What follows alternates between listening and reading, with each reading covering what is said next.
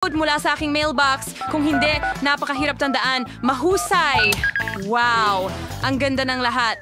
At ngayon, kailangan ko... Nasaan na yon? Kaya, ayan na. Oo, ito ang maliit kong study bag. Kailangan kong ilagay ang notebook na yon dito. Mahusay. Magaling. Ang hirap. Wala akong makita sa labas. Pasensya na. Hindi ko sinasadya. Anong meron ka?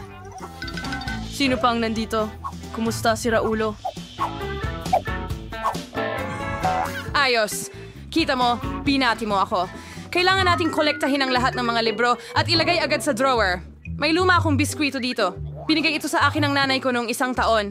Konting kagat, masarap. Ang locker ko ay mukhang sobrang nakakabagot. Kailangan nating makaisip ng isang bagay ng madalian. Pero ano? Tama. Nagtatanong May natitira pa kami. akong piraso ng pintura sa dingding matapos ang pag-aayos at ilang paboritong bagay. Ikakabit ko ang lahat sa pinto at papagandahin ito.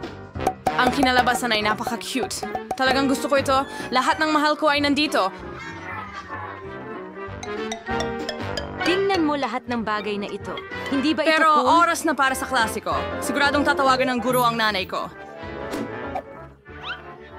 Bilisan mo at tumakbo.